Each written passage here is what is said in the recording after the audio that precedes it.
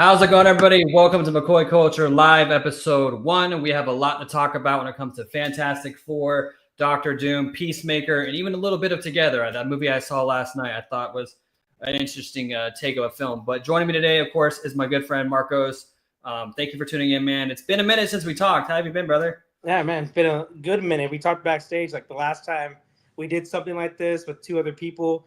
The RDJ. Yeah, the NCTC and like it blew up. So yeah, so we're like, oh shit, I'm glad we're here because I remember I texted you after Fantastic Four because I know you saw it. Obviously, I was like, I had all this shit I wanted to say to you, and they're like, dude, let's just do a show. Like, we'll just unpack it on the show rather than text it to each other like idiots. So no, I'm glad to be here. Finally get to talk it out with somebody about this movie. I got a lot to say. A lot of good, a lot of bad. So let's do it. And hopefully more good than bad, because honestly, I thought this movie was fantastic. Personally, oh, dude, you had to say the fantastic. I know. I had to do the cringy joke. That's I know. But no, let's do it, man. I'm ready. Well, before we get started, all the Marvel news, I kind of just wanted to touch base on a little film on the latest Neon film Together. I actually got a chance to watch it last night. Marcos wants to see it. He hasn't got a chance to check it out yet, so I'm not going to talk spoilers on it. I kind of just want to give a little more in depth my overall thoughts on it because I just did an out of theater reaction, so I didn't really get to put too much out there.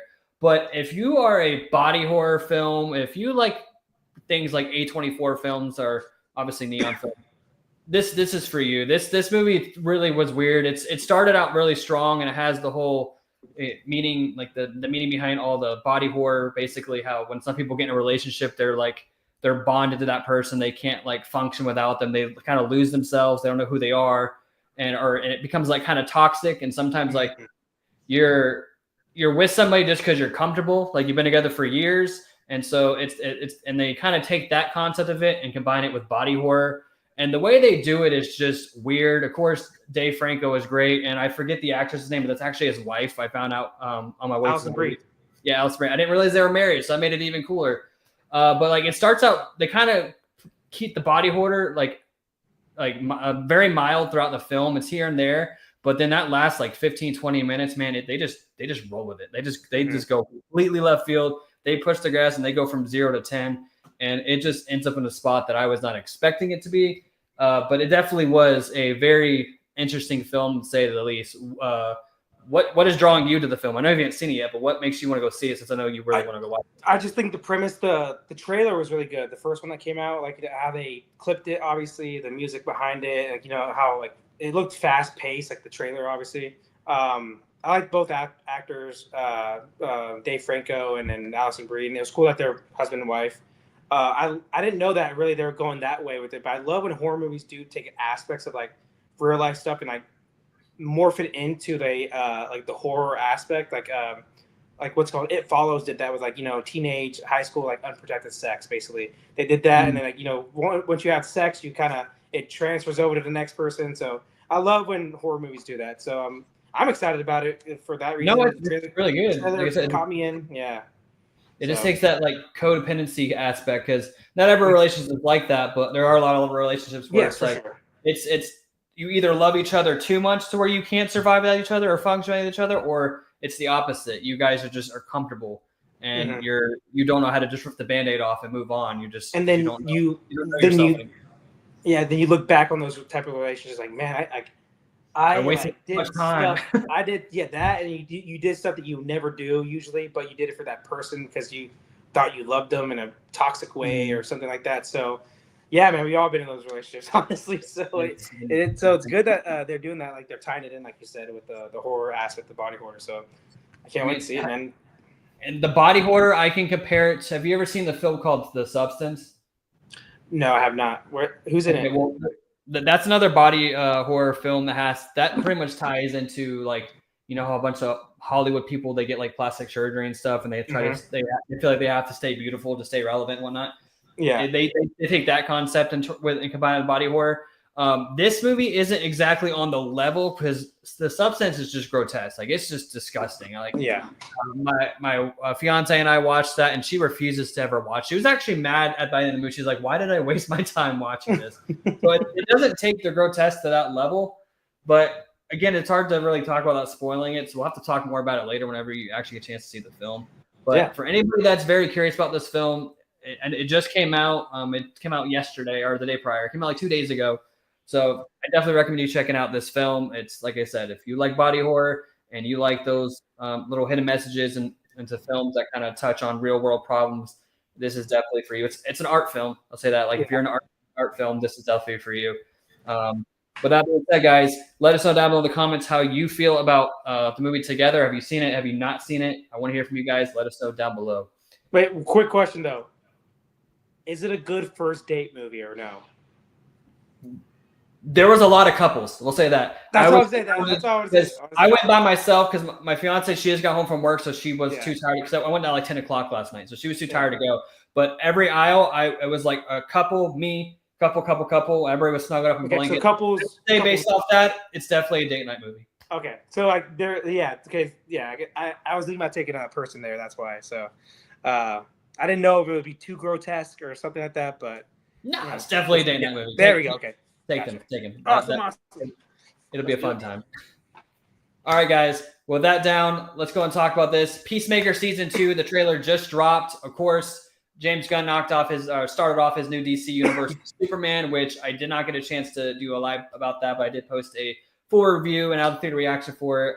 I loved it. I believe Marcos loved the film. It's a great start off to the DC Universe. Now, I am confused when it comes to Peacemaker Season 1, since that technically wasn't tied to this new universe, but it is at the same time, because when you watch the trailer, Rick Flag Jr. or whatever Rick Flag Senior, is hunting down Peacemaker because he killed his son, Rick Flag Jr. and the Suicide Squad. So technically it's canon and it's not. So I'm still trying to figure that out with James Gunn. I'm hoping he kind of clears that up when we get closer to the show itself.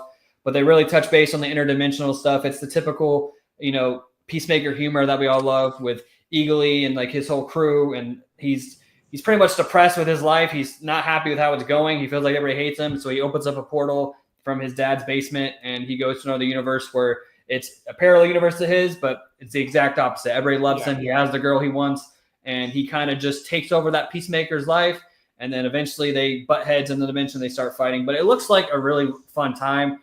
What did you take from the trailer? Is it something that you're looking forward to? Yeah, so actually after Superman, I was meaning to watch Peacemaker. I heard a lot of good things this season, but after Superman is actually when I finally watched it. And my friend, he got into it too because he's a big James Gunn fan, and we watched Superman together. He's like, dude, you got to watch it. Vigilante is hilarious. I'm like, all right, let's do it. I'm watching it now. So I loved it, obviously. He reminds me of Deadpool, Vigilante. Yes, Vigilante. He's like a great value Deadpool, basically. That's what great value, pretty much. Yeah. Which I think it's hilarious, obviously. I liked the first season a lot. It caught me by surprise. The only issue I had really with the two issues, Adebayo, I didn't think she was a bad character. I think I could not, she was like the top student in her class and everything. I just couldn't get over the fact that she was how she looked and how she moved and everything. I'm like, it wasn't computing with my mind. You know what I'm trying to say? Like when she was hopping over a ledge, it took 20 seconds when it should take like half a second. And the second issue is that if you watch a Suicide Squad movie versus Peacemaker, Peacemaker was so much more of a badass in Suicide Squad, and then Peacemaker. Yeah, he was more villainous, and the Peacemaker he's just goofy. It's like two different. But not in that aspect. Like even his fight scenes, I feel like in the show they have to make him lose, rather than like in the Suicide Squad movie, like he was like kind of overpowered as a human being, if that makes sense. But in the Peacemaker show, I feel like they had scenes where in fights he loses when he shouldn't lose. Like, I don't know. That's just my aspect. I still like the show a lot. The character's really good in the show, though. Like, almost every one of them, awesome. A death that matters in a superhero type, show or movie. I like that. Is it is it Bloodsport that's in the Suicide Squad that him and Cena are not Cena? Yeah, they're like going at it the whole time. Like that whole scene where they're like walking through the little village and they're shooting. Awesome. They're like shooting the soldiers, going back and forth, and you could do it cooler. And then it ends up being they killed all the good guys. That was I love the payoff at the end. Like they get in there, like hey, dude, where you guys been? It's like, are you okay? They're like, why didn't my team, tell us that you're here? He's like, oh shit. They're like, no one was there. That shit was hilarious. And so after Superman, I got all into the DC James Gunn stuff. Basically, I watched Suicide Squad, I watched Peacemaker, and then getting ready for obviously Suicide Squad or Peacemaker season 2. So no, I'm all invested in the DCU. the Peacemaker, the trailer, they have a lot of explaining how they're gonna figure out, what's canon, what's not canon. It's Yes, basically what I feel like. the big like Justice League scene at the end of season one. Yeah, but I think James Gunn said in an interview that he has a way to get around that. I don't know how the hell he's gonna do it. Makes no sense to me. I think the way to get around it in James Gunn's mind is like whatever I did in DC is what's coming over. So Amanda Waller coming over, Peacemaker coming over. Pretty much. But does that mean Margot Robbie's gonna stay as Harley Quinn? It could, but I don't know, man. Or do you think he's gonna get away from that completely?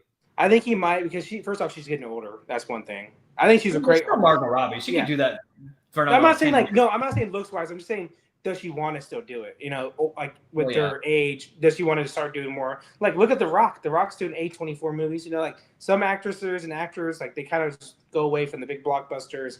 They still get paid probably the same amount doing a more like Oscar-worthy film. Yeah.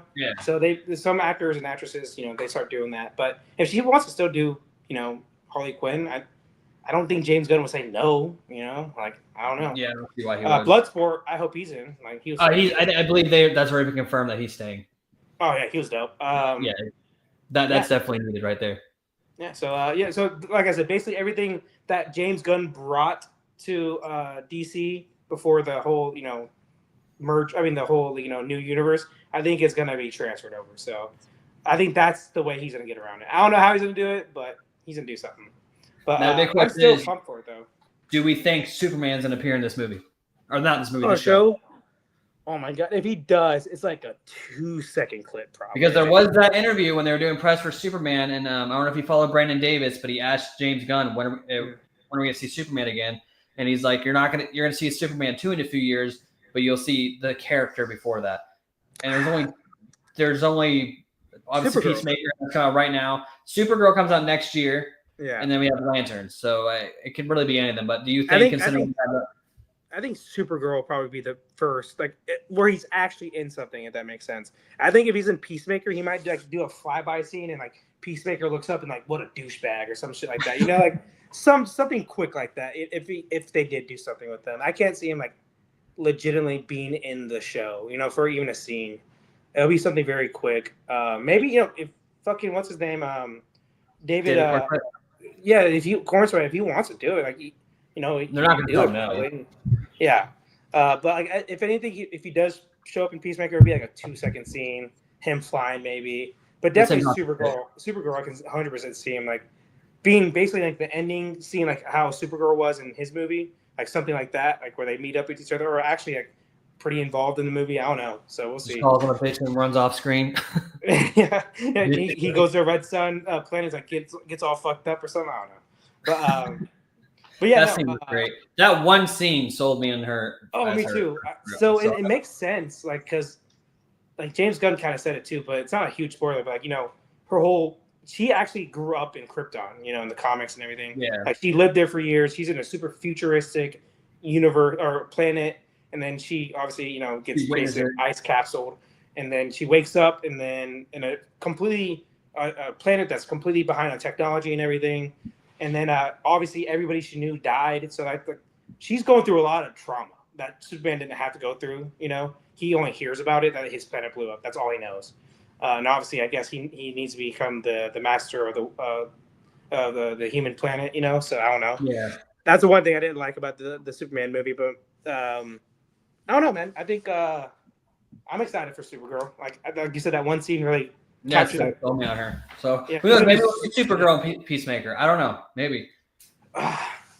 Maybe. I doubt it. They're gonna. We got that little clip. They're gonna save it for it. But I think if anything, we'll probably see Corn Sweat and Peacemaker season 2 because I feel like they probably. James Gunn is big on making this feel like a very lived-in universe. So even if it's like you said, just have Superman fly by. Yeah, just something simple like that. Like I'm pretty sure it's gonna happen. And, like I said, and have the Peacemaker humor, vigilante, and him like, dude, what a fag, or something like that. Something stupid like that.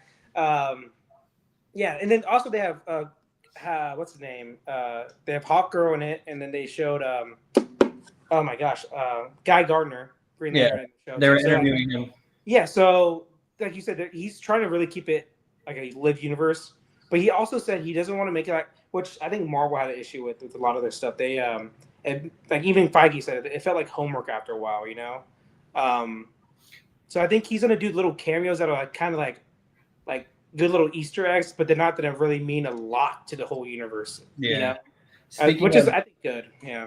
Speaking of that homework comment, I was just on my friend Andrew's podcast the other day, Retroactive, and we had a conversation about that. So I actually, right after we get done talking about Peacemaker, I want to bring that up. No, let's do So it. before we move forward, yeah, like I said, Peacemaker season 2 looks hilarious. I'm excited to see a more in-depth trailer so we know a little bit more what's going on. The whole, parallel universe thing is a little confusing. I'm very interested to see how this is going to play out as regard to, Superman and that whole universe and whatnot. But now here from you guys, let me know down below in the comments how you felt about the trailer for Peacemaker Season 2. Are you excited for it? Or are you just kind of like, I want to hear from all you guys. Let me know down below. And now moving on, this was planned on the docket, but I found this to be an interesting conversation that we kind of went a little too long on the other show talking about it, so we had to cut it off.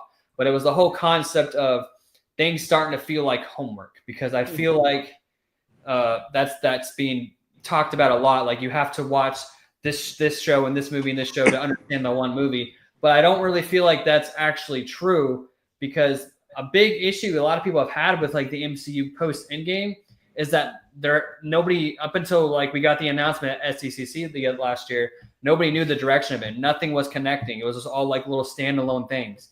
So if you really have to watch all this stuff to understand the one movie, I mean, it's not really homework, because none of it connected. So the only thing you had to watch basically to understand Fantastic Four would be, actually nothing. That one. Nothing. No, that's a standalone 100%. Yeah.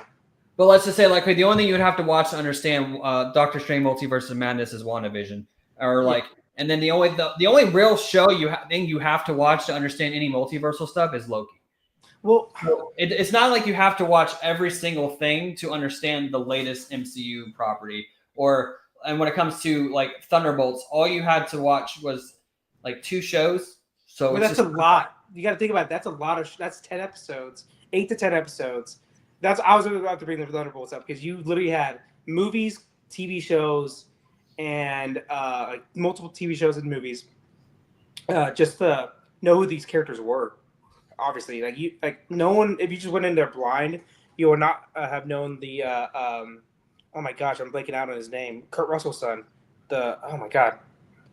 The new Captain America. What's his name though? Yeah, U.S. Agent. Yeah, U.S. Agent. So you'd have to watch Captain America: Winter Soldier for that. You would have to watch Black Widow. You would have to watch Hawkeye for Yelena, and then you have to watch obviously Bucky. Everybody knows Bucky because they're watching MCU religiously with Bucky. So that's fine. Red Guardian, Black Widow movie, Ant-Man and the Wasp. That's another movie. Ant-Man and the Wasp for fucking Ghost. So there's a lot of things you have to do just to know who these characters were. Marvel's, no one knew who Miss Marvel was. Anybody. No one knew that character if they went in that movie blind. Now, do you think it would be? I don't think it's a homework thing, because I think if you're a genuine fan of this type of film, like comic book movies, sci-fi and things, I feel like if the quality didn't dip the way it did, it wouldn't feel like homework. It just feels like homework because the Marvel standard isn't there anymore. Oh, Admit it fell off. So it wouldn't. If all of it was just since Endgame it kept going up, it wouldn't. I feel like people won't be saying it's homework, because you would still. Put it this is a good way to explain this. And we all had our favorite classes in high school, right? Yeah. We all had our favorite classes, the classes we hated. So the classes we liked, classes went by this, they went quick. But the classes we hated, they lasted forever, it felt like. So that's what basically you kind of said, Marvel had a huge dip in quality. So it felt like slugging through 10 episodes rather than, the first season of Loki. I went through that in maybe 2 days. I liked it a lot. I was like, oh, this is pretty cool. Some things I didn't like that much. But and another thing, I remember one week I watched basically all the Avengers movies, or all the team up movies basically in the MCU, and it went by nothing. But watching, for me, I didn't like WandaVision too much, but it was like a slog to go through. I know you love it. I know you love it. I know you love it. I think I will admit it. The finale. It's horrible. Like the finale it's not horrible, but it's not what we thought it was. Like that entire, but you cannot deny that the cultural impact that show had. I don't know if it was because it was the first thing since Endgame, but like people were talking about that week to week with every speculation we had was completely wrong. But it kept the conversation going. People were excited to watch the next film. Like it started good. It definitely started good, and then it just teetered off into nothingness. I felt like, and then now like they were going to do a Young Avengers movie, were they not? Like that was on the plan. Like you would have to watch WandaVision for their son, obviously. Agatha, my bad. Agatha for that. Not many people watch that. Like, and I heard that show. I didn't watch it. I surprisingly enjoyed that one. I'm not gonna lie to you. Like I said, I've been on record, like on my on Retroactive, my friend's channel, talking about how much we did not need that show because we're coming off the high of Deadpool Wolverine. I'm like, this is just gonna kill the high. Like Marvel, what are you doing? It did. And then it comes out, and I'm like, all right, I fuck with this. It was actually a good show. So I actually did hear the same thing. Like even like the people that hate like MCU no matter what, they're even like, look, this isn't my show, no, but it's not. I can appreciate it. Yeah, you know what I'm saying? They're like, it's fine. You know, it's nothing. It's not like, you know, a lot of people say MCU. It's like it is a bunch of females, but it wasn't like overtly over your head, you know, feminism or whatever. But I heard it actually was. I probably should like look into that honestly again. That and WandaVision. I should probably watch WandaVision again. You need to rewatch WandaVision. Like it's really like. And like I told you, like before the show, man. Like I know we're gonna talk about it a little bit later, but Fantastic Four has really got me like rejuvenated a little bit on MCU. Like I was down in the dumpster with MCU, man. I really was. I was like, oh gosh, Multiverse of Madness really got it out of me. I was like, this is that really hurt me. I wanted that movie to be amazing. It hurt me, man. That one is a Multiverse of Madness. Again, you're hating on another one that I personally love. That one kicked me in the balls, man. You know what I feel like? I feel like Multiverse of Madness is going to be the next Age of Ultron, where everybody shitted on that movie, but that movie aged well, and everybody talks about, okay, honestly, it's not that bad. It has a very strong rewatch factor. I think once we get into like the whole Secret Wars things, and they kind of like I feel like it's going to become the next Age of Ultron, and like later on, people are going to appreciate it the same way I appreciate it. Maybe. But my expectations, like Sam Raimi, I like Doctor Strange. It was like right here, dude. It was all the way up there. Maybe my expectations were too high. Yeah, that's what happened with film because there were so many leaks and wrong rumors about it. People were creating a version of this film that never even existed. So no matter what Marvel put out, it was not going to meet people's standards. And I get it. The name is called Multiverse of Madness. So you're expecting all this crazy stuff. So they did feel that. They probably should have changed the name. But I think I feel like if people did not have all those crazy expectations, I feel like people would have enjoyed it a lot more. Because I actually just watched it earlier today. I was cleaning the house. I put it on the background. Like I absolutely love that movie. You're making me want to watch all this shit again, dude. Like you're making me want to rewatch it all. But I would say the thing that I remember vividly that pissed me off to the fullest is we saw Doctor Strange go toe to toe with Thanos with what was it, 3 or 4 stones, and like going toe to toe with him, balling out. And then he just gets absolutely washed in everything else he's been in since. Like he's not the Sorcerer Supreme anymore. He's only been in 2 things since Endgame. Yeah, he was in his own movie, obviously, and then he was in No Way Home. Yeah, No Way Home. No Way Home. He got trapped the whole time because of that reason. If Doctor Strange was in the movie No Way Home, he would have been able just to nerf everybody. So that's why they had to find a way to kind of sideline him. I get it, but don't. That's the problem with MCU. They do stuff to make things easier for them to write, rather than actually making it a character thing. You know, like he's so smart, but he does the dumbest thing with the whole Peter thing. He's like rewind it. I'm like, oh my gosh, I was losing. I did like that movie a lot, but I'm just saying that scene really. I just feel like it's like I don't know, off topic, but like Nightwing and everything. Nightwing's in animated stuff, live action. They just shit on him. I feel like, and same thing what they're doing with Doctor Strange. And then I think they said Reed Richards was supposed to be the leader of the Avengers. It should be Doctor Strange right now. It should be the leader of the Avengers. But who knows? Well, honestly, after Fantastic Four, I can see Reed and Doctor Strange being the ones that they at least if there's both of them, I'm fine with that. I'm just saying like Doctor Strange first off, Benedict Cumberbatch is the best actor they have right now in the MCU. That's like active. Like obviously RDJ is coming back in, but you know like active roster, he's the best actor out of all of them. You know, so. So moral of the story is Multiverse of Madness is the GOAT, and you're all go. You're all okay. But that was like I said, I've heard the homework thing a lot. And me personally, it might just be I'm biased. I'm a fanboy. I can say that. Yeah. Like there's been a lot of MCU projects that I've not been looking like. I wasn't looking forward to Ironheart, but I did find things I enjoyed about it. Like I did really like how it felt like a lived-in universe. I like the whole Mephisto thing. So like I found things to enjoy in every project, and rather than just saying, "Oh, it was garbage," it was garbage. Because for me, like I'm always gonna be excited for the next DC Marvel thing. It's just my favorite type of movies. So regardless what it is, I'm gonna watch it. But I feel like because people just noticed people said it feels like homework because you have to watch all this stuff to understand things. But then at the same time, people are saying like, where's this going? Nothing's connected. None of this makes sense. So it's just like, which one is it? Like that's like the two. The connected thing, I can give you a little maybe an answer on the connected thing is because we're so used to Marvel being so structured, or at least very good, well structured. And this last two phases have been. It seems like they try to make it structured for the Kang thing, and obviously that went away, obviously due to off-screen issues. And then with just the whole multiverse thing, like Deadpool had the whole joke, like, let's just give it up, it's over. This is not working out. It's never has, like. So, I think Marvel knows they went to a big pond that they weren't ready to go in. With the whole multiverse is just hard in general. So. It's hard in the comics. It's easy to mess up. The moment you like slip off, it's downhill from there. Yeah, and like I said, in the comics they have issues with it all the time, and they keep doing it over and over again because the Flash. That's why they made the joke in the movie Deadpool Wolverine. Enough with the multiverse stuff. Yeah, enough with just it. fail after fail after fail. Can we just move on from it?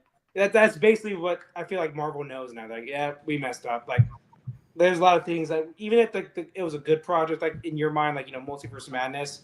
They still had issues in my mind, and that hurts because everything else, DC and Marvel, were just it was a bad early 2020s. I'll just say that for comic book movies. We had some hits, but we had way more misses than hits, and it really brought down the. No, that's the Phase 4 and Phase 5 is not like there are a lot more misses than hits, but the hits. Yeah, and you look back on it, dude. Like the first phase, like the quality of the movies isn't that great because the technology wise. Money wise, but it has a special place. Yeah, no, I rewatch Iron Man. Actually, a really good movie until like the last third is kind of it's all right, but the first 2/3 are amazing in that movie. Captain America has a good story, very dated with the CGI and all that. Thor, really good opening. Remember with his like him versus all the oh my god, I'm blanking on the ice people. Yeah, the Frost Giants. Yeah, so he I remember it opened up. Me and my brothers were like, "What the? This is dope!" And then it kind of slowed down to a love story. Like, oh shit, all right, But yeah, like you said, the first phase had a lot of heart, and we finally got that, connected tissue. You see that connected tissue where it was going.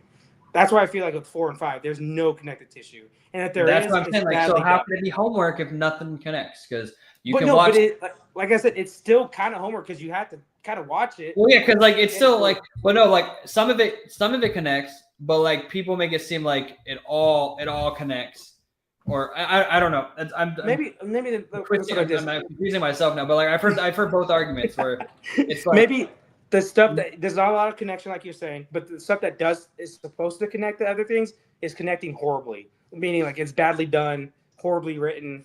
So that's where the issue may be coming from a lot of people, And the homework stuff, like I said, like with go ahead. Well, I'll say more stories. I feel like it's not homework, but you feel like it's homework. Yes, but like I said, I was down in the MCU pretty badly and I'm also a biased fanboy, so I guess that's we get 2 points of views, which is good. Yep. So on that note, let us know down below in the comments how you guys feel. Do you think Marvel is feeling like homework nowadays, or do you agree with me that it's not necessarily homework because not a lot of stuff is connected to begin with? There's only been a handful of things, so there's really not that much you need to watch to truly understand what's going on. Or you like Marcos, and it's like complete opposite. It just feels like homework. But now he's starting to show some love to it. So, but yeah, let us know down below in the comments. I definitely appreciate it. And now moving on from there, I just want to talk about that amazing post-credit scene. Not talking about Fantastic Four just yet. And maybe I probably shouldn't say amazing because it didn't really get much. It was amazing because we got to see Doctor Doom. But that Doctor Doom post-credit scene. Everybody's thinking that they are going to, like he is stealing Franklin, which is why at the end of the Thunderbolts, which, have you not watched the Thunderbolts? You have not watched Thunderbolts. So have you seen the post-credit scene linked online or anything? Yeah, with the new Avengers and all that stuff. Yeah. Yeah. Yeah, so because their post-credit scene was the Fantastic Four ship coming into the 616, and then Fantastic Four post-credit scene was Doctor Doom standing in front of Franklin, Reed and Sue's son, and touching his face. So there's a theory going on that he steals Franklin, and then that's why, and he jumps to a different universe, which is why we see the Fantastic Four come to the 616. Now, I don't necessarily think that's happening. I think at some point, yes, he is going to get Franklin, because if you know Franklin from the comics, he's like the most omega level mutant. He's a god. He's a baby at one point. Yeah.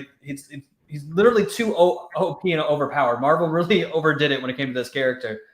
But I think what's truly going on, I think that Doctor Doom is there just to talk to Sue. Because if you remember throughout the movie, Sue, it kind of was known that Sue is able to be cordial with all the villains like Mole Man and stuff. None of them fuck with Reed, but they're all able to like kind of be on good terms with Sue. So I feel like that might be the same thing when it comes to Doctor Doom, because I don't think he may possibly, if you know the comic history, him and Reed they have a very, very long past. So Doctor Doom probably doesn't fuck with Reed, but he probably has a mutual respect for Sue. And I think what is going on, and this is my theory about why Doctor Doom looks like RDJ and that whole thing. I could be completely wrong. And one of my favorite YouTubers actually said the same thing. It made me happy that me and him are thinking on the same page. But Josh from the Den of Nerds, he said a very similar theory. I think, because we all know what happens in Loki, right? He Who Remains created the sacred timeline, and he made it the way that he wanted it. That's what we learned from Loki. I think, obviously, he took out things that were going to oppose him. That's why we haven't got mutants in the MCU. That's why there's no Fantastic Four in the MCU, and obviously no Doctor Doom, because he knew those were threats to him. So I think what happened is he created an alternate timeline where the Starks adopted Victor at a young. They had a miscarriage. They lost their original baby, and they were sad. So they adopted a baby boy and ended up being Victor, and he was raised as Tony Stark, which is why we never got a Doctor Doom in the current MCU. And I think the reason why, again, this kind of touches into Fantastic Four talk here in a minute, but we don't see Doctor Doom throughout the entire movie, but we see little hints of him. I think it's because he's already tapped into the multiverse and he's already out there traveling. And I think during his travels of the multiverse, I think he stumbles upon the sacred timeline, and he sees a timeline where everything is completely off. There's no Doctor Doom, there's no X-Men, everything, but he happens to come across a variant of his, and he notices that he's actually he's Tony Stark. And we all know Doctor Doom, he's a very, cocky, arrogant guy. He's probably pissed off that, there's a variant of his that is Iron Man and not Doctor Doom. And so I think that maybe it's him going back, once he discovers all that, it's him going back to the Baxter building to talk to Sue about it. So I think that might be what's going on. That's kind of my whole theory about why, and Doctor Doom looks like RDJ, because he was always supposed to be Doctor Doom. In this one particular universe, this one timeline, because of He Who Remains, he is Tony Stark, because if he became Doctor Doom, he'd be able to oppose He Who Remains. And I think that's going to cause some kind of beef between Doom, He Remains, and all that. And that might be how they kind of tie in and write off Kang, how he's able to go up there and kill He Remains and kill Kang because he's pissed off. And I think that's going to be the twist. Like in every other universe, Doctor Doom looks like RDJ. And we just happen to get the one-off Iron Man variant. So you said the Iron Man we've had was the Sacred Timeline, obviously. And he's the I just recently saw something like a show like this where they basically had that storyline about a character. Oh, Miles Morales, basically in the Spider-Verse universe. Yeah. Like every other Miles Morales is the Prowler, and then he's obviously kind of switched it obviously. So that's kind of like that story, but flipped on its head a little bit with villains mainly. I never thought about it like that. I don't know what to think. I think it might be one of those things, like whatever, all the theories we have about it, it's just going to be completely different about what they do. For the post-credit scene, let's talk about that first. I'll start there. It was cool that they showed him a little bit. I wish he would have got up and like went to the camera and said like, "Hello, Susan," kind of looks like with his face showing. Well, they would have had to pay RDJ like $20 million just for that one. Yeah, line. I get it, but I don't know, dude. Like, you got to do it though. Shit, the movie already cost $200 million. Might as well throw another $1 million there, But I think that would have really set people, expectations or like hype a little bit more, and to see his face, because Doctor Doom usually is all disfigured and all that stuff. Now in that scene, Franklin was touching his face. Do you think Franklin's healing his face in that scene? Could do that too, yeah. And then, so what I think, I definitely think what you said, he's not going to take Franklin right there. I think he's going to be somewhat cordial with Sue and maybe, like, just talk with him, like, kind of not threaten her, but definitely kind of threaten her. Like, look, if you guys oppose me, I can come into your building and just take him if I want her, something like that. But he would do it in a nicer way. And then I think he's going to realize what Franklin's powers are completely. And then that's when he does go back and take him because he wants probably to, because Franklin can basically go through any timelines and all that stuff. Yeah, he can create whole new Yeah, realities. he's like I said, he's just God basically in Marvel. So I think he's gonna want him so he can go to timeline whenever he wants, and then But he could technically do that with America Chavez if he really wanted to. Yeah, that's true too. That's true too. She But can travel, but I think he's going to use Franklin because in the comments they had the Molecule Man and all that's how you use it and to kind of create Battle World. I think he's going to use Franklin to create the MCU version of Battle World. Yeah, okay. I know we all know he wants Franklin though, like in some way. I don't know if he knows exactly what he wants from Franklin right now, because I don't know if he knows his full power right now.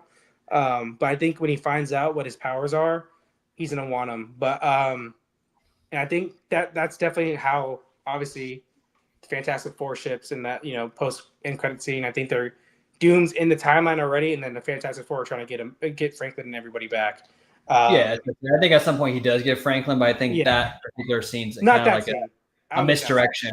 Yeah, I think that scene I think we both agree on that. I think he's just talking to Sue, basically saying like kind of like a slight threat, like look, I just got in your building and it's definitely fortified, and look how easy it was for me to do it. I think it's one of those. If you remember the scene, like it made that weird portal noise. I think he just portaled in there.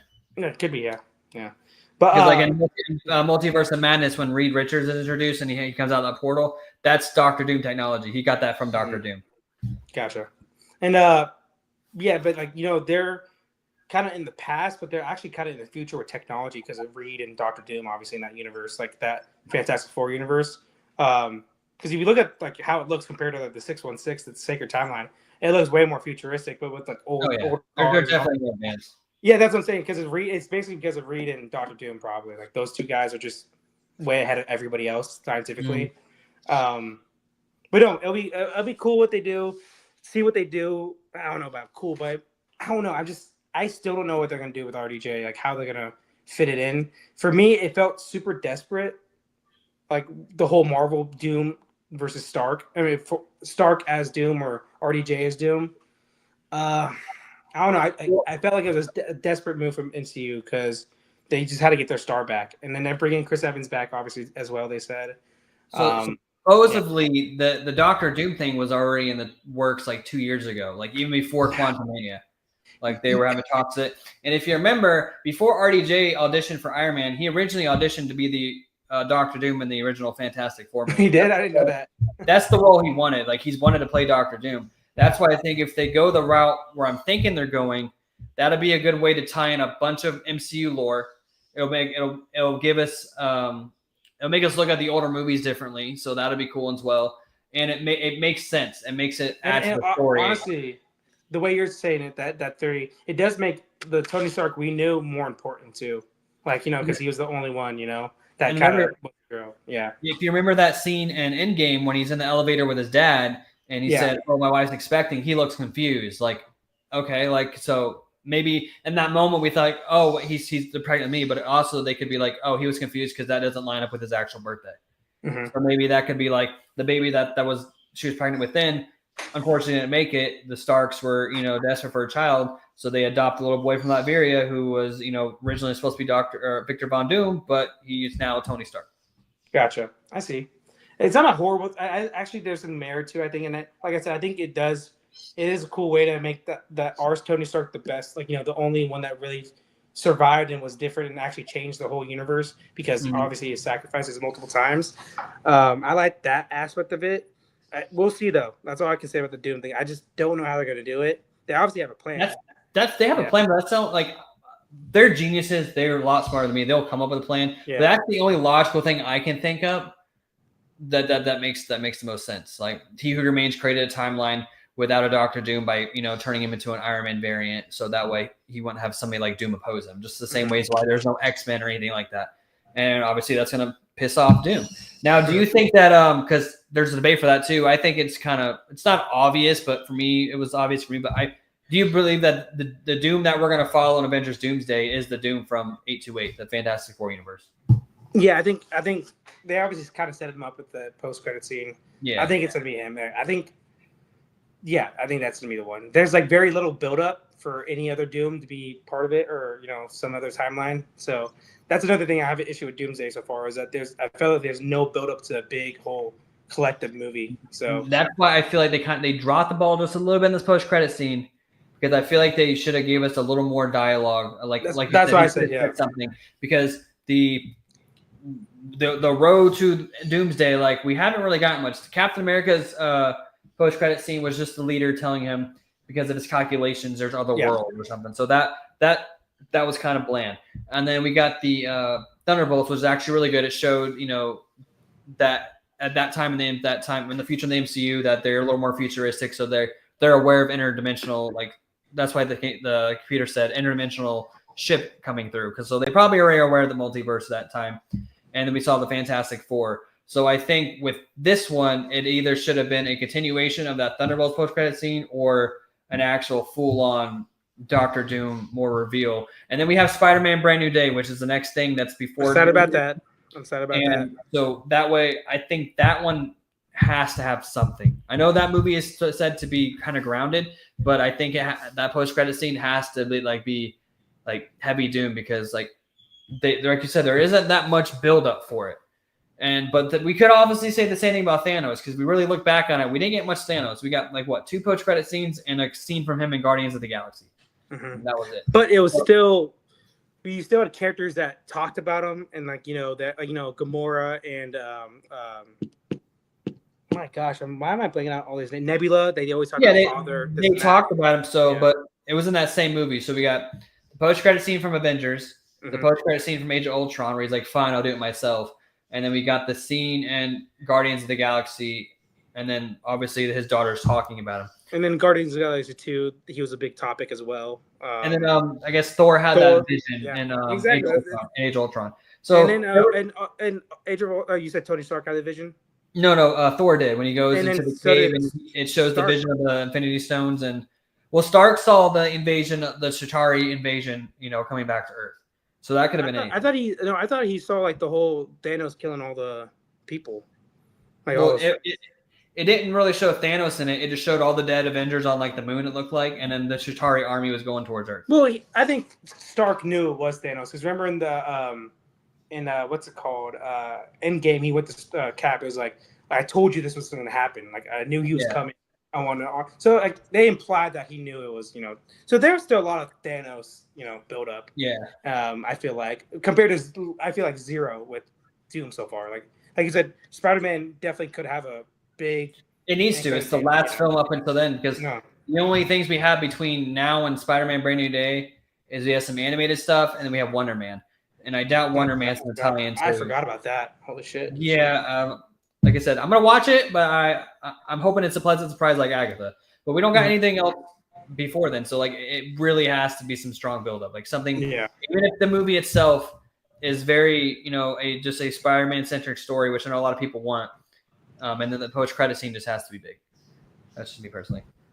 Mm-hmm. No, yeah. I think it has to be maybe 2 post-credit scenes that have somewhat tie-ins to the next movie, or one big one at least, I think.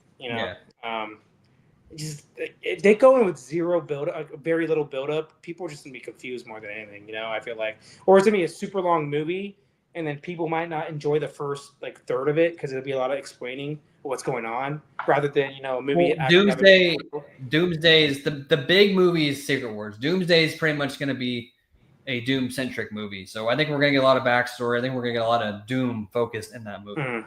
More so than like Infinity War was a Thanos movie, but think of that, but I think amplified. I think we're going to get a lot more time with just Doom versus the time we got with Thanos. Well, as RDJ, you're paying him a lot, so might as well use him a lot too. That's what they're absolutely. Yeah, they paid him 90 mil, right? I think that was the It's like number. 100 million or something. I don't. It's Oof, good ridiculous. for him. More money than I'll see in my life. Pretty much Yeah, that. good for him. Good for him. Yeah. You know. But yeah, if you're paid him that much, might as well use him. You know, it's like in sports. If you have LeBron James, you're paying him 50 mil a year. Give him the ball basically every play and let him do what he Every wants. time. Basically, that's what it is at this point. You know, with RDJ. But yeah. Yeah.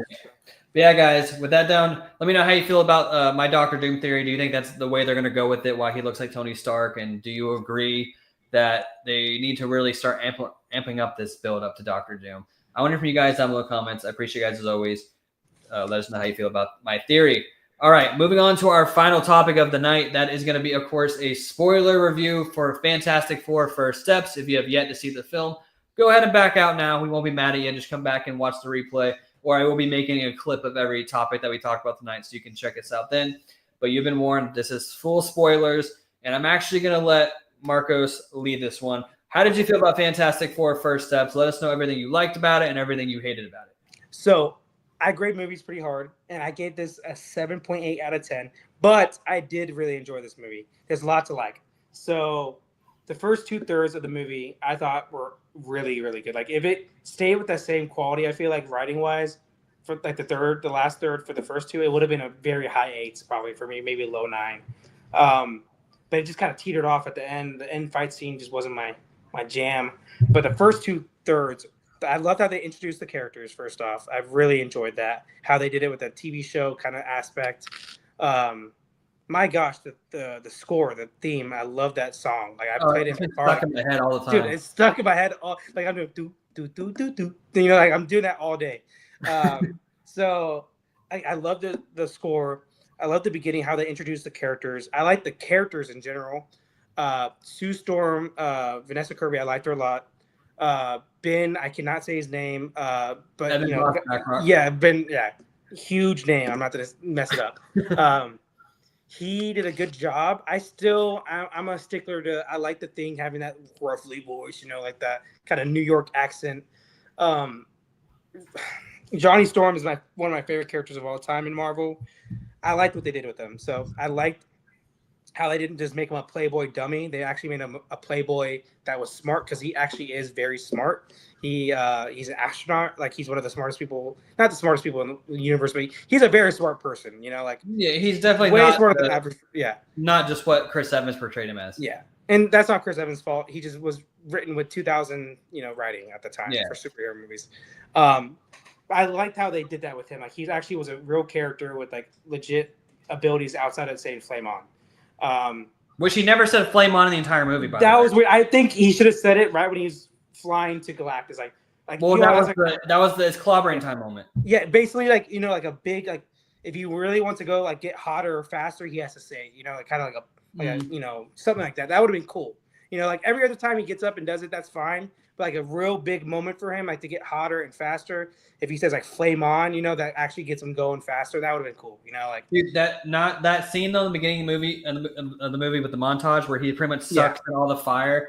I'm like, I've never seen that character do that. And that was bad. So in the comics, he does it all the time. Like if there's like bad radiation in the, because they go to space all the time. The Fantastic Four. Yeah. He would suck it up, and then like he has to like get it out of his system. And he's like, guys, he said it feels like he's like got to poop and throw up. Basically, that's what it feels like. If it's like bad fire or bad radiation, something like that. So he's always been able to like do that, like absorb like fire and energy, kind of. He's a dope character, dude. Like I know people always say Invisible Woman is kind of the strongest character, like power wise, but Johnny Storm can get up hotter than any sun in the universe. Like if he he'll probably kill himself, but he can do it. Supernova. So they actually, because I rewatched the original Fantastic Four movie, right, and he did that when Reed had him in that little cage thing. Like he can get hotter than any sun in the universe. Like so he's very powerful. Obviously, most of the Fantastic Four are honestly. But I like the characters. So I'm a Pedro Pascal hater. I think he's actually a good actor, but they just put him in too many things. Like he's at this point, he's everywhere. I've never heard of an actor have a fatigue about the actor. And he's not even a bad actor. Like he's actually a good actor. He's in everything. Like his agent's doing a good job though, I guess, for him. I think he was the weakest out of all the four, but it's not like I just think what Pedro Pascal did, any other actor honestly could have done what he did. But I think what he was given is he did a good job, and it was a Pedro Pascal performance. He's not a bad actor, so it wasn't like it was corny or bad. It was a good performance. It just I think any other actor that actually looks like Reed Richards would have done a better job. I think they As the, focused more on his intellectual powers more so which than is his fine. I'm powers. actually cool. They With didn't that. really, they didn't really go too deep and with the stretchy powers, other than like that third act for the most part. They just really focus on like how smart he was. So I'm actually cool with the Reed Richards being basically like brain first versus fighting, because that's actually kind of how he is in the newer comics too. I like that about him. Is like him and Ant-Man, Hank Pym in the comics. They're not fighters, but they have powers to fight. Um, so I actually like that aspect about him. But I think what they did with his powers too, like you're kind of alluding to, I did not enjoy. I felt like they could have done so much more with his powers. It just did not. Same with the Thing. The Thing got the worst writing out of all of them. I feel like they cut a lot of stuff out for him though during like post editing and all that. I think the Thing had a lot better scenes, but they cut it out. Same with Mole Man. I think Mole Man had more scenes probably, and they cut him out. A lot of his story. Uh, but I think out of all the four, I think Reed was the Pedro Pascal and Reed were like the worst, but he was like the main forefront of the movie. Him and I'll keep going, but him and Sue Storm. So Sorry, that's when I kind of get annoyed. And then I'm sorry I'm going on a big rant, but I just want to get everything out. But, no, you're good. My dogs, my dogs are going crazy. I'm trying to get them to shut up. Good. So the second act. Let's talk about the second act. My favorite part of the movie. It was awesome. It was one of the best scenes I've seen in a superhero movie in a long, long time. The whole scene of obviously they're escaping Galactus. They go to the ship and they're trying to escape, and the Silver Surfer is right behind them. That scene was so freaking cool, dude. Like how they're escaping. That's one thing I told you when we were talking about it on our text. I'm like, they all use their powers and they're helping each other out. They're all working as a team. And that was the biggest thing I felt like they missed the last third is they didn't work as a team at all. I feel like it was like one person does the power, another person does the power, and every time they use the power, they get hit away, and then one gets hit away, and then so that scene I really enjoyed with the second act, and then obviously the science involved was I'm not a scientist, but it seemed legit. I'll give it that. Like the black hole and all. It seemed accurate. It seemed pretty accurate. So that was cool. But they could have done a lot of other things. Dumbed it down for everybody. I feel like they didn't. So that was cool. The whole pregnancy, having birth, and while fighting was so dope to me. I thought. And then I alluded to the last third. Last third was the weakest part to me. I think the whole world coming together was pretty cool. Like I like that whole scene with the music obviously in the background, which helps it a lot. That music elevates a lot of scenes. But the last third, the fight scene, like I showed you that one video of the Avengers in the first movie, where they all come together, fighting together, using their powers with each other. We didn't get like one of those moments in this whole movie, I feel like, with the Fantastic Four. And they should be knowing each other's powers and how to use them together way more than anybody else. But that was the big thing I feel like they missed. A big team up moment power wise at the end. And Silver Surfer saving Johnny at the end. Like I saw that coming from a mile away. I'm like, oh, that's predictable. Yeah, I was like, come on. The whole like, story was kind of like, what to be expected. It just kind of it was pretty. It was a basic story, but like it was but they told it so well, and it felt like they put a lot of love and care into it. And it's still it elevated. They found a way to elevate a basic story. The first 2/3 were really good though. Like even with the basic story, it was really good. The pacing was really good. The action scenes were great. It looked like this is the first Marvel movie I felt like I love Deadpool and Wolverine, but it's like nostalgia bait 100%. Like it was nostalgia bait. That's just a fan. It's a fan service movie. This movie actually felt like a movie, if that makes sense. Like a legit movie with stakes and everything like that. Had a plot like from beginning, middle to end, even though I think the end was the weakest. They depowered Galactus. I think what they could have done with Galactus too is like the easy thing they could have said was like, oh, he's weakening because he hasn't eaten in a long time. So like that's why he's weaker on Earth right now is because he needs to eat. And he was so weak. Yeah, he was so weak, I feel like, with Stu. I have to disagree with you on that one. I feel like Go ahead. If they found a way to actually defeat Galactus, I feel like a lot of people would be pissed off. They'd be like, oh, they nerfed Galactus. I feel like I liked how they did it because they pretty much told it in a way where the Fantastic Four knew that they cannot defeat this. Like it's a god older than their own existence. So they're like, we realistically cannot defeat this guy. What can we do? So I feel like it was a very realistic take. Oh, I like that. You misheard me. Like if you have to admit, if they actually killed off Galactus, people would be pissed off. They're like, oh, there's no way that could have happened. No, so they did it the proper way. I feel like because realistically, there's no way that they could have beat him. Now it is funny that, and I couldn't help myself from thinking about it. That episode of SpongeBob where Patrick was like, take the ship and put it over here.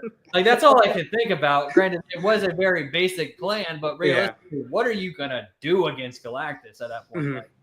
I actually like that. I'm not saying like they got to defeat him. I'm saying I didn't like how they did it where Sue Storm basically solos him, and then kind of there's a little help from Ben with the building, and then Johnny hits him with some fire, and that's about it. But like, I actually don't mind the way they're getting rid of him.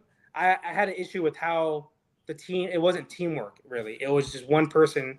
Granted, she is very strong. But Stu is up there. Like, I feel like she doesn't get the credit. Like, she is strong. I don't really feel like they weakened him or nerfed him. I felt like we could feel like his presence throughout since the moment the Silver Surfer appeared on the screen. I feel like we could feel his presence throughout the movie, and like every time he was on screen, especially when he was like on his throne and everything, it was menacing. It was like it felt terrifying. And then when he finally came to Earth, like they could have easily made him look goofy as hell, but I think they did a really good job on his overall look. Yeah, my whole thing is like right when he landed on Earth and they start attacking him, he literally just like does this, they fly away. Like like they get hit away. Every Fantastic Four member gets hit away, but him just doing that. And then he just like I feel like Sue Storm like I said, I know she's powerful, but she went to the whole Wanda move where she bent her back all the way back. That was a whole Wanda Maximoff moment. Yeah, my whole thing is I think it should have been a team effort rather than Sue Storm soloing and then Silver Surfer coming in at the end. I think it should have been a very big team effort type thing because they are a team. It's not like a solo. They're not solo heroes as a team. They're literally a 4-person team. They do everything together. So that was my biggest issue of the third half.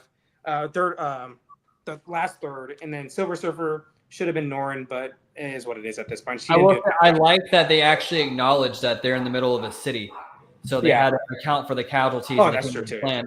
Unlike the Avengers, they just go at it and then they deal with the casualties later. Yeah, basically that's what they do. Remember the whole city was up in the sky and then fucking fell down. But they do their best. Don't get me wrong, they do what they got to do. But like that's like the first time in a comic book movie I felt like they actually acknowledged, oh shit, there's a bunch of. We gotta get people the fuck out. No matter which way he comes, people are gonna die. So we got to figure out that too. And then obviously like the Avengers, like it's Sokovia, whatever it's called. Like they address it in later movies, obviously in Civil War and all that. So they did a good job on that. No, but you can go with your review. But like I said, I give it a 7.6 out of 10, actually, mainly due to the last one. Right, in Age of Ultron, they evacuated the whole city.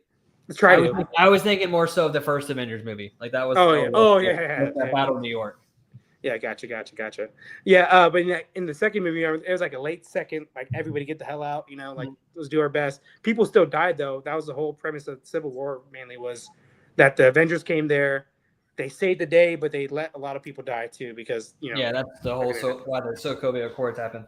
Yeah, but at least they addressed it in a really smart way. I thought in that movie, like because like people do die in these Superman. That's a big issue in Superman I had too. Is like the fucking city split and no one dies. Like they said, no one died. I'm like, all right, like okay. It's a little unbelievable. Someone. I mean, the man was able to blow ice breath into a black hole and fly backwards. Yeah. So, yeah. But so Fantastic Four 7.6 or 7.8 out of 10. Last third really killed it for me, but the first 2/3 are great. I think this doesn't have the biggest rewatchability. I watched it twice already in theaters, so I think they're already saying a 60% drop in theaters this weekend. We'll see though, but that's not good if it is for Fantastic Four. I did not hear the theater thing. I thought it was gonna have pretty long legs because I hope it does. The scores have been great, and it's the first like Marvel movie that's gotten really good scores like that in a very long time. So I thought maybe because I'm actually enjoying this whole battle between F4 and Superman, like who's going to make the most money in the box office. Like I think it's cool. I think it's healthy for the fandom. I'm really enjoying it. Internationally wise, Fantastic Four has done better than Superman. Well, overseas, like in China and stuff, they're just like they're not showing them. Like they're kind of over their comic book movies. I don't know what's going on. But China's just Well, it's America. The American terrorists right now. I think that's why. So, and they saw the red, white, and blue with Superman. Like, we're not doing that. Like, we're not. That's not coming here right now. I'm like, all right. So, but yeah, that's my review. Let me hear yours because I know you're even a bigger fan about this movie than me. So, I gave this movie a solid 8.5 out of 10. mm-hmm. And when I first watched it, I've seen it twice in theaters now. I was riding on that high, you know, when you're super excited from watching the latest thing. I was like, oh, this is my top 5 favorite. After I saw it the second time, I still enjoyed it as much as the first time. But now that kind of like, you know, that hype has died down a little bit, I've been able to think about it. It's not my top 5, it's in my top 10. But when I say top 10, it's like 6 or 7. So it's still really up there. I give about 8.5 out of 10. I think it was a solid entry into this new universe. And I love that they were able to pull off something like they did. It's like, because this is like, it's basically its own thing. Like you could say this is not even an MCU movie. It's just like its own, like you didn't have to watch anything for it. They just kind of threw you into it. They just kind of they didn't bypass the origin story, but they did at the same time. They kind of just skimmed past it. And like they did what Superman did. It's a lived in universe. They already have all their villains and everything. I love that. It kind of just, that was awesome. Bam, here it is. I'm really glad they did that because we didn't really need a whole, like Fantastic, the last 2015 one, that horror movie. Half the movie was just the origin, and then it was just ridiculous. I'm glad they didn't do that. And they you know, gave a lot of homage to the comics with all the like Mole Man, Gigantic, like all the bad guys, like the freaking apes from Red Ghost, like they went all that. That was hilarious, and I love the city itself, how it feels old school, but futuristic at the same time. I don't know. And Matt Shackman, of course, he did WandaVision. He just knows how to bring those older eras back like to life and let's give it like a new life to it. I just love that personally.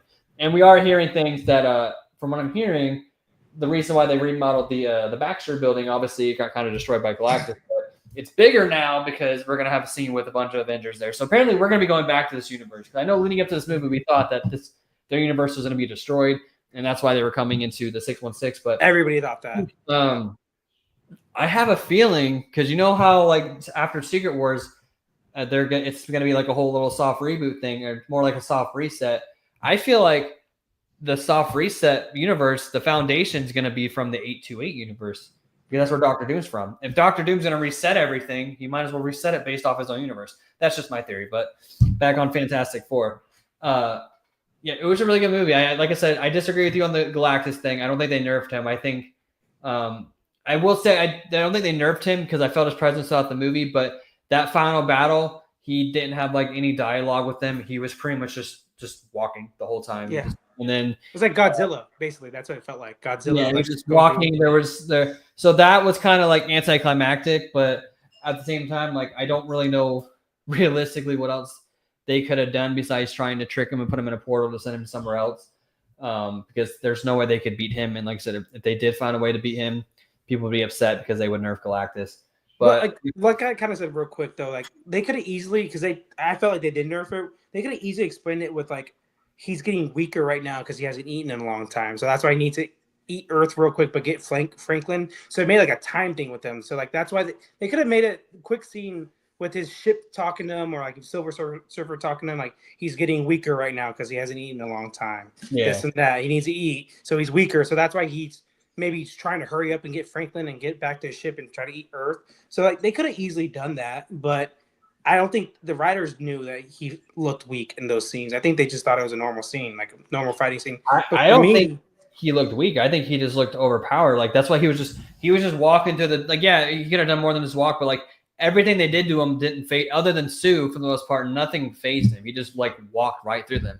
And then like he even like goes to like rip Reed Richards in half, which that also I didn't understand. He was screaming like he was in agony. That's his whole power. So is it like because he was being ripped against his will it hurt or what? I don't want. Like maybe the only thing I explained, because me and my friends talked about it, is like Galactus is so strong where like his ripping is different than like him moving his body. That would make sense, but like I saw that, I'm like, but that's still a stretch. Like I didn't mean to say that pun, my gosh, but like it's still it's still a stretch. It is. Well, like, I thought that's a little weird because that's his power. But I mean, if it's because of the Force of Galactus, I guess I can get that. But another thing is they sent him in the portal. But his ship is still there. So his Earth-devouring ship is just hovering above Earth. Like, what the fuck are they going to do? It just stopped. It just like... So all I can think now is, because in the movie Reed talks about it's going to take 10 years to understand his existence. Yeah. I think he's going to be able to fast track that 10 years because he's going to have that entire ship. They have it's 8 years in the future, right? In credit scene, it said 8 years. It's 4 years. 4 years, okay. Yeah. The whole movie takes place the span of 8 years. Right, the whole movie does. Yeah, because it says it's like because the 4 years of the Fantastic Four, and then 4 years later, so it's 8 years total. So it shows them they're a little bit. The whole movie was 4 years. Yeah, so from the origin story part up until where we meet them, that's 4 years. They've been the Fantastic Four for 4 years. Oh, I see what you're saying. My bad. I thought you meant like where the start of the movie was. That was year 1, and then by the end of the movie is year 4. No. That when it comes to like, I felt like they could have done a better explaining the time of everything because like there was a scene which I'm going to talk about that chasing in a minute. That's probably my favorite scene in the movie. Yeah. But when they get her in the black hole and they're like, she'll be stuck there for about a month. So yeah, it took them about a month to get back to Earth, which makes sense. But when it comes to like the whole world coming together and whatnot, like they made it seem like that happened overnight, which it didn't. So it's like I kind of want to know like more how far away, like the timing of everything, because the closest we got was Galactus is passing Mars, Galactus is passing Saturn. So I felt like they could have done better with that. Again, I apologize. My dogs are going. Fine, dude. It's all good. You want to play? Let me get them to shut up. Yeah.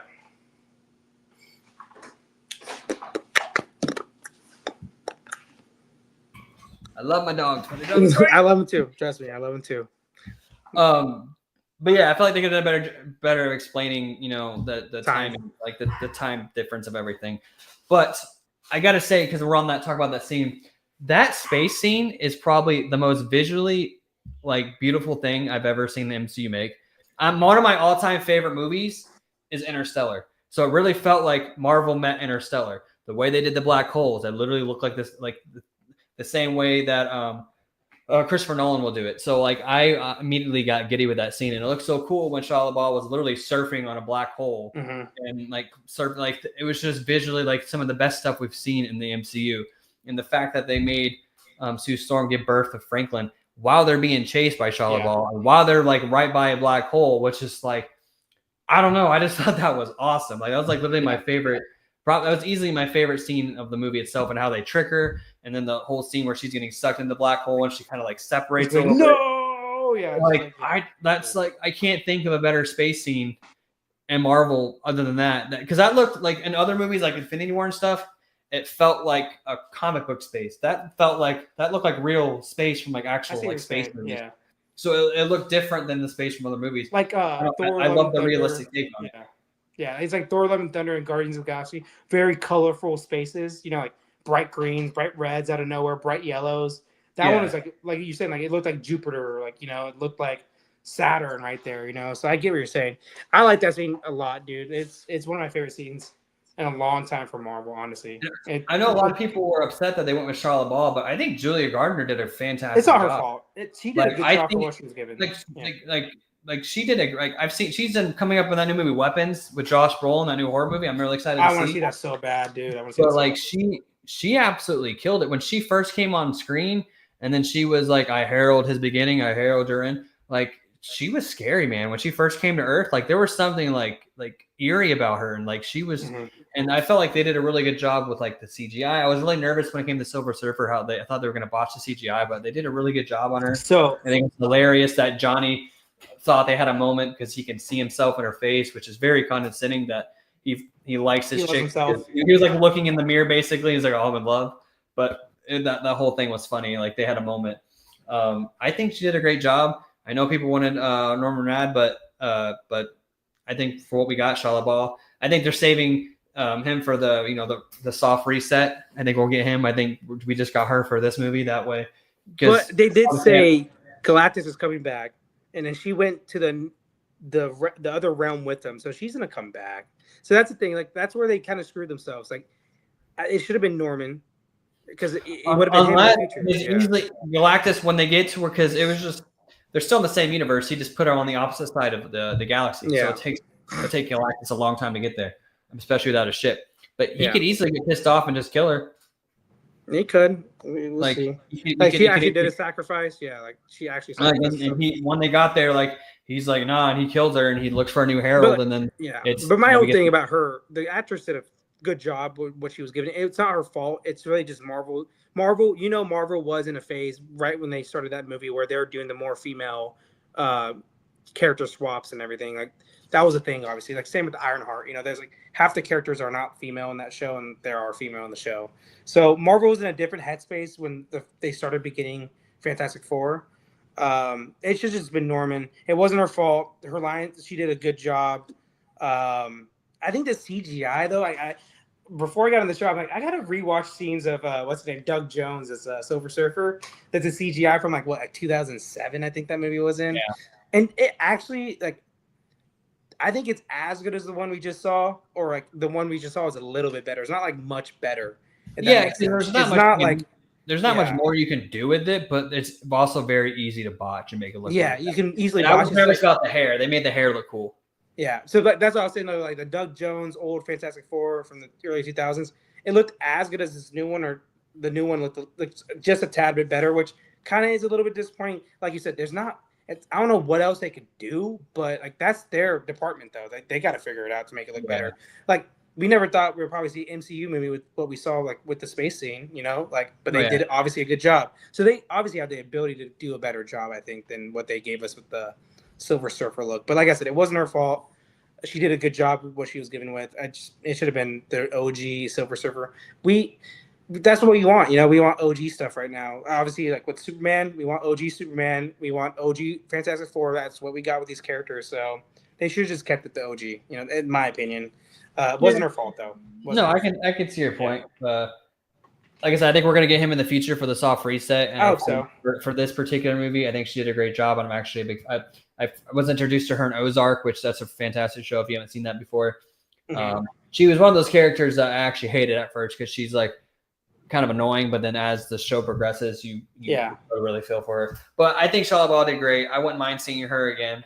Galactus, like I said, it was menacing. The voice is perfect. He was menacing. Yeah, he was good. And they did like some practical stuff too, right? Like he was in a suit actually. Yeah, I meant to. I was trying to find the pictures I sent you, but yeah.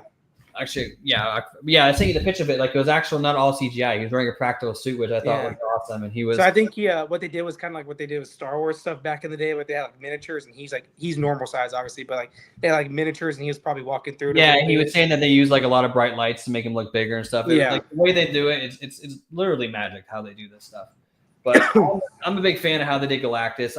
I do wish I wish the second post-credit scene wasn't like the funny one with the cartoon. I wish it would have kind of showed us where Galactus is at, or just some kind of update with him to see to hint if we're going to see him again or not before that reset. I wish they would have done something like that because I did really like him. I think that he's much better than that Cloud we got, and I want to see anything's better than that Cloud. I want to see him with more stuff to do.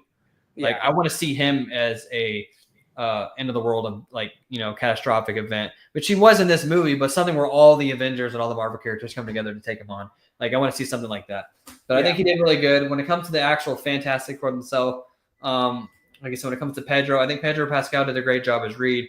He really embodied, the quirky, scared dad. Like he doesn't know, like he's the smartest guy in the world, but the idea of being a dad freaks him out. And like every time he was on screen, you could tell he was the smartest man in the room. Yes, I wish they would have, showed us more of his actual stretchy powers. We didn't get rid of a lot of that, which I know they probably kind of want to tame that a little bit because it can look a little ridiculous at times. Like if you rewatch the old Fantastic Four movies, the stretchy stuff did look kind of ridiculous.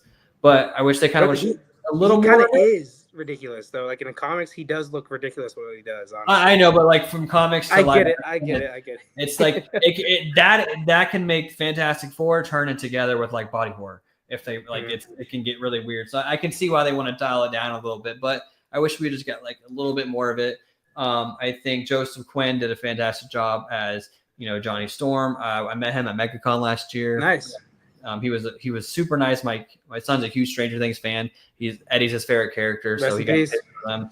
So like he's coming back. I think he'll be back for the. I'm excited. He's too expensive now. He's too expensive. No, he's coming back. But I think he's not the the womanizer and stuff that we got like with the original iteration, but I think he was pretty much spot on. And I love that they actually focused and that everybody thinks he's hot and everybody loves him and all the women want him, but he's actually very intellectual. Like he didn't let Reed know that he was trying to, figure out that language. He's like, no, don't tell him I want to figure this out on my own. And it just showed how smart it actually is. He's not just the joke. And I actually felt bad. A lot of scenes where like he was in the room and he was trying to get people's attention and like nobody was acknowledging him. So I actually love that. Like he's low key. Well, he had that big scene, the big scene where he saves Franklin. Remember, he's like, well, that did nothing. Like, no, you saved Franklin because your work that you did. So, like, yeah, you're saying it all came full circle with everything he did behind the scenes. 100%. Yeah. And he wanted pretty much to prove himself. He's like, I don't need Reed. Like, I can do this myself. When it comes to Ben Grimm, I think I like what they did with him. I do agree they took out, because a lot of his story is he's fighting with that like mental depression of like everybody else looks normal, but he looks like a rock monster. And like, he kind of has that battle within himself. And they kind of hint at it a little bit with that TV when he's watching the TV and he sees like a picture of him and it shuts off and he's on the screen itself. They kind of hinted at that. So they're probably saving that for future stuff. But he just felt so like, all I can say is like warm when he was on screen. Like he felt like the dad. Like he felt like the dad. He felt like the rock of the family, basically. Like, how like when Franklin came out, he was like holding him very like softly and everything, even though he's made of rock. Yeah, he felt like the warm person that you go to when you're in trouble, like mentally stuff and everything. The banter between him and Johnny was just hilarious. I love that they weren't like fighting, like getting at each other like they were in the old one. They were actually just like close brothers, just kind of, picking on one another. Like I love that. And then obviously Vanessa Kirby as Sue. Like she had a true Wanda Maximoff moment there at the end with the whole bend backwards thing. But I think Matt Shackman is trying to show, because he's the one that showed us how strong Wanda really is, because he did WandaVision. He's putting an emphasis on Sue, how strong Sue is, because I feel like a lot of people don't realize that. They think, oh, she just turns invisible. No, she can do a lot. Like she's pretty OP herself. So it was believable. Like obviously, and I'm glad that it's gonna sound bad. I'm glad the fact that she was able to push Galactus actually ended up killing her, because it made it believable. Like, yeah, she's that strong, or she was able to do that, but it did actually kill her. So it's not like it didn't come without any repercussions. She only came back to life because of that one. So I do like that they did that, because it just showed that they weren't just overpowering her a little bit. Like, yeah, she had the big sacrifice play. She was the one that actually got the sacrifice play with the movie. And I liked how that scene kind of mirrored the first Avengers, when Tony puts the nuke in the wormhole and he comes back down and they think he's dead and everything. It felt like a parallel from Avengers 1 and Fantastic Four. So I don't know if that was meant to happen, but it did feel like a parallel, and I like that. But my main gripe with the movie is I feel like it should have been longer. Like, I feel like we should have got like an extra 15, 20 minutes, and which is weird because with a lot of MCU movies lately, we were like, they should have cut some stuff out. This one, it's so weird. The world, I feel like we could have got an extra 15, 20 minutes of, with that third act, or just, I don't know. It just felt like it was too short. It came and it went. It was just really short. That's my main gripe with the movie. And then also, like, yeah, it was funny, the scene with Mole Man when he's in the Baxter building and he's like, "I'm not the one that dressed you, Johnny," and he's going back with Reed and everything. It was funny, but it didn't feel like I was watching Mole Man. It felt like I was just watching Paul Hauser, that the comedian. Who is a very funny guy, obviously. Like, he's hilarious. He's hilarious, but it didn't feel like I was watching a character. I felt like I was just watching the comedian from real life. So. But I don't know much about Mole Man, I'm not even gonna lie. So maybe he is like that. I'm not a big knowledgeable Mole Man person. But real quick, you brought up a great point, dude. So like, comic book movies obviously haven't been the big hitters in the box office lately, as they used to be. So I think the studios got very scared and they wanted to cut down on the runtime, because they didn't have the confidence that people would stay for another 20, 30 minutes. But these two movies, Superman and Fantastic Four, were way above everything else we've been seeing usually. So these are the two movies that actually warranted longer movies, but they didn't because the previous movies that haven't been as good. So the studio just got scared, I felt like, because James Gunn, the rumors were they did cut out about 15 to 20 minutes of Superman, and then this movie, they said they cut out about 10 to 15 minutes of this movie. So that you definitely felt it, and I think that's just because of the lack of confidence right now in comic book movies from the studio heads. And like I said, I think these two movies that we had in July, I think they're the ones that actually deserved a longer movie than the other shitty ones we've been getting, So I'm like, damn, man. Out of all the movies that get cut off a little bit, why these, Like, these should have been a little longer, But that's a good feeling. The fact that we wanted more. Lately, it's been the opposite. And, those are, the two main gripes I have. And that's me actually, digging. Like, there's not a lot. like it's hard for me to give a movie a 10 because I feel like I just said, I found two things. It's hard to make a perfect film. Like there's always something that you can critique. So it's hard for me to give something a 10. But I give it like a 9, an 8.5, possibly even a 9. But I have to like really like think about it and find things. And I'm just nitpicking at that point. I think this was a very good, fleshed out Marvel movie. And the CGI of the baby. For whatever reason, Hollywood cannot get a CGI baby right. It was not as bad as the CGI babies from The Flash, where he's putting him in the microwave. Oh my gosh, that was just awful. Why'd you even bring that movie up? Like that was an just abomination. Like so, and it's not like her resume from Twilight. If I'm saying that her name right, it's been forever since I've seen those movies. But it for whatever reason, and apparently they used an actual baby, but they obviously have to use CGI too because the baby can't act. They can't cry in command and stuff like that. So there was just something. For whatever reason, when you see a CGI baby, it's just really off-putting. But that's like the main standout. That's one movie. It's one movie because he's already grown up now. He's like 5 years old now or whatever. Yeah, so we won't ever see the offsetting baby anymore. It was weird though. I forgot about that. It was a weird thing. Yeah, but nothing. You said not as bad as fucking Flash, man. That Flash CGI in general was so bad. The director. Dude, the director literally said, well, it was supposed to look bad because he's moving so fast. I'm like, no, you just made a horrible CGI movie. You did. You're just trying to play it off. It was horrible. I hate that movie. It did what Deadpool and Wolverine tried to do with all the cameos and all that nostalgia bait, but it was so bad. It was horrible. Like, it's one of the worst movies I've seen ever, and then comic book wise, I'm just glad that universe is over. That killed the whole universe finally, but oh my God, why'd you even bring that up? I don't even want to talk about it, but like, oh my gosh. That's a good comparison. And like the baby was not that bad, but that movie was like 2 hours, 30 minutes in theaters. We wanted that one to be shorter.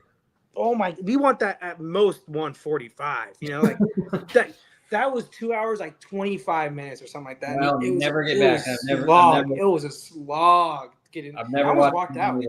I almost walked out when I saw the whole like Reeves and everything. I'm like, get me out of here. I was like, this is horrible. I heard a guy behind me. He's like, what the fuck? I was like, dude, I don't know, man. It was so bad. But yeah, man, that's me trying. That's nitpicking at that point. Which I mean, the CGI baby's not nitpick, but like I have to like really. My point is I have to really think about things I dislike about this movie because I think they just did an overall good job, and I'm excited to see where they go. Dude, I hope it does well too, though. I'm not rooting against. I've rooted against some MCU movies lately, but I'm not rooting against this one. Even though it's one that deserves it, and like I know you haven't seen it, but even Thunderbolts deserve. My brother actually said it's really good. It is really good, man. It's definitely up there for me. I put that in my top 10 too. It's really good. They made you care about characters on a lot. I guarantee by that movie, you said you don't care about a lot of those characters. You will care about those characters. It is a very. But another thing, that movie, I feel like that one touches on mental health. Like they use Century and the Void to talk about mental health, and as someone, someone who struggles with certain stuff like that, like it hit home. I really like that. But we can talk about Thunderbolts like a different time. But Fantastic Four, 8.5, possibly a 9 out of 10. I've seen it twice. I'm probably going to go see it again in theaters at least one more time. I did happen to get the glorious popcorn buckets that everybody's freaking out about. I got the Galactus. I saw that. That was cool. I got the Herbie. The Herbie is definitely cooler. I don't know why the Galactus is more hype than Herbie, because the Herbie has a projector on it, puts the Fantastic Four logo on the wall, and it also plays the music. And it's an actual like movable figure. So like I don't know why people didn't go more crazy for that one, because I absolutely loved Herbie. I thought that Herbie there's a chance he could have been annoying throughout the movie, but I actually loved it. Like, we've talked about him. He actually was good. Him and Crypto was definitely way more in the movie than Superman, but Kirby was like kind of his counterpart in Fantastic Four, like the cute kind of helper, I think they used him really well. Yeah, he was Marvel's R2D2. That's how I look at him. Yeah, and he was actually, they used him well too. Like he actually was helpful for the team. Remember, like when they needed help steering the ship in space, and then it was cute that he had like his own little pocket in the ship. Yeah, it was. I don't know. He was just cute. He was awesome. No, they used him well, and I love the scene where like Galactus like breaks into the Baxter building, and then he does all the alarms after he breaks. I'm like, that's gonna help, dude. Like like this guy's right there. Yeah, he's. But they didn't show you what happened, because like when Galactus puts his arm in to grab Franklin, it looks like he grabs Herbie too, but then when he opens his hand, Herbie's gone. So where the hell did Herbie go? That was my first reaction. I was like, where's Herbie? Did he kill my boy Herbie? No, Herbie was good. Herbie was good. He was a good addition. Dude, we forgot to talk about Ben Grimm's like drip, dude. He was dripped out every scene, dude. Like his fits Dude, he was dripped out, dude. Like, what the hell was No, he that all was. about, man? Man got style, man. Like I Dude, he said, had some style, bro. Like, and then yeah, he just out of nowhere, me and my friend looked at each other like, he's like dripped out in every scene when he's like in civilian clothes. Like he has the trench coat, nice little like sweater vest, you know, like here, polo or dress shirt, you know, like damn, all right. here's the thing, man. He's got that Riz. He's got That's what it is. dude. He got a little baddie for himself too at the end. Good for him, dude. He was working. I loved it. Like he did a great job. Well, I just love this movie, and I had a big smile on my face the whole time. I had a big smile on my face for Superman too. Like it's just nice to have that feeling. Me and you again. like flipped completely. Like I gave like Superman 8.6, and I gave Fantastic Four like a 7.8. What did you give Superman? I don't even know like the rating wise. I forgot what you said. I think I gave it like an 8. Yeah, so like you're 8, and then like an 8.6 to 9 on this. So like we literally just like flipped on. But they're both really good. They're both really good, and they both deserve all the praise. Like, my 7.8 is like me saying like it's a good movie. Just the last third didn't vibe with me. First 2/3 though is best MCU we've had since shit. Like I like Infinity more though. Infinity War more than Endgame. Oh yeah, Infinity War peak. Yeah, it's like it's a way better movie. See what Doomsday is cooking. Endgame was good that it ended everything and it did it in a pretty damn good way. It was an almost impossible task and they did it. So I give that respect a lot. But movie wise, 100% Infinity War. Infinity War is a better movie. 100%. Yeah, and like that's what I'm saying. That's like the best we've like the first 2/3. I think is like the best we got of Fantastic Four since like Infinity War. Man, I'm trying to think. Guardians of the Galaxy 3 was good too. I like that a lot. We got No Way Home. No Way Home was good, but that was nostalgia. I loved it though, but it's like all nostalgia. That one's. I can't hate on that one. That has all my boys. I can't hate on my boys in it. Dude, the apartment fight scene was so good, dude. Like Peter and I'm excited for when I think about it. It gets me more excited. Who did to be the villains and the helpers of? Because obviously Punisher's in it, right? They already said that Punisher's in Spider-Man. Brand New Day. Yeah, right? He's in it, and then there's rumors that they're going to be fighting. Bruce Banner's finally going to go Savage again, and they might be taking on the Hulk. Okay. God damn it, dude! Why can't we just have a new Spider-Man villain? Like well, no, there's gonna be there's Spider-Man villains from what I'm hearing, but it's a year away. It can change. Like Scorpion's in it, Tombstone's in it. There's a bunch of Spider-Man villains in it. I think there's gonna be a point of the movie where Hulk's in the movie, and but there's gonna be Spider-Man villains in it. There's no way. There's no way Spider-Man likes Punisher at all because Spider-Man's anti-killing, and this dude Punisher is the antithesis of killing. We'll have to have a whole episode talking about Spider-Man. But wait, real quick though, we'll talk about Spider-Man real quick. Since we're getting Fantastic Four, I want to see this Johnny Storm and Peter Parker. Yes, bro, shit. That we need to see that on screen, man. And I've heard rumblings of that. Like they've already been thinking about it. So yeah, they have to. Because, yeah. It's hopefully we get that in Doomsday or something, or Secret Wars. So we know they're gonna probably cross paths at some point during those two films. And they just become best friends, like right at the start. And you know what would be funny too is that they become best friends, and Deadpool tries to be like Spider-Man's best friend, like he does in the comics. And they're like, "You get away, you go over there. You go over there." Yeah, and then like he like loves Johnny Storm too, like, "Oh, you're so sexy," and all that. Like you know how it's gonna be, like obviously Deadpool, you know, because Deadpool's gonna be in all this stuff too. Him and Wolverine, they already said it, so the big money makers. There's no way they're not gonna be in it, you know. So I'm excited. Me too, man. Dude, hour 30. You said an hour, and we went 30 minutes over, man. I know, man. This is what happens, man. When you talk, I love this stuff. I can talk about this stuff all day. But Fantastic Four, like I said, I'm gonna give it a solid. I'm missing the script. I'm gonna go 9 out of 10. I know you gave it like a 7.6. So I think together we're it's good score. It's about an 8. So if you combine our scores, it's about an 8. So I think it was a really good film. I'm excited to see where they're going to go with next when it comes to Doomsday. But now I want to hear from you guys down in the comments. How did you feel about Fantastic Four First Steps? What was your favorite parts about it? What was your least favorite parts about it? And are you excited for the future? And can you see these characters as our first family for the foreseeable future? Let me know down in the comments. And with all that being said, guys, that concludes our show for the night. I appreciate you guys, tuning in to hear us go back and forth, talk about all of our favorite Marvel stuff. We're going to try to make this an every Thursday thing, hopefully around the same time. I'll keep everybody updated for that. But as always, don't forget that like button, subscribe to the channel on your way out. I appreciate you guys as always, and we'll see you guys in the next video. Thanks for joining.